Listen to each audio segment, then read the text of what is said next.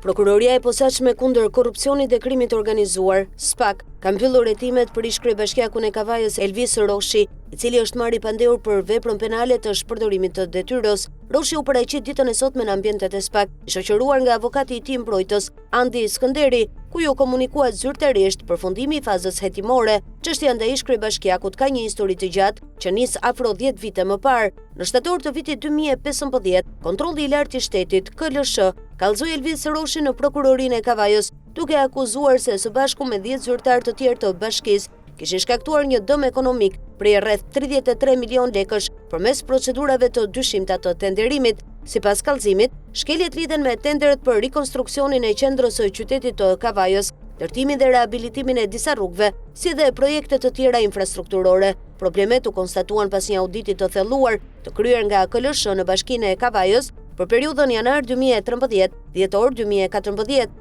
Në raportin e auditimit, KLSH renditi 12 procedura tenderimi problematike, të cilat sipas institucionit janë shoqëruar me shkelje të ligjit për prokurimet publike. Në disa raste, bashkia akuzohet se ka ndjekur standarde të dyfishta në vlerësimin e ofertave, duke skualifikuar operatorin ekonomik me ofertën më të ulët, pa arsye të justifikuara ligjërisht. Gjithashtu, për 3 tender të tjerë, u konstatua se ofertuesit me çmimin më të favorshëm janë përjashtuar padrejtësisht për shkak të llogaritjeve të gabuara të ofertave, çka ka sjellë rritje të kostos për buxhetin e bashkisë dhe sipas KLSH-s, dëm ekonomik për fondet publike. Fillimisht çështja u transferua në prokurorinë e Durrësit, e cila kërkoi pushimin e hetimeve. Megjithatë, zhvillimet morën një kthes vitin e kaluar, kur gjykata e posaçme kundër korrupsionit dhe krimit organizuar, GKKO, vendosi që dosja të rikthehej për hetim të plot nga SPAK, duke çuar në rihapjen e procedurave dhe marrjen e Elvis Roshit si të pandehur. Me mbylljen e hetimeve nga SPAK, pritet që çështja të kalojë në fazën e radhës procedurale,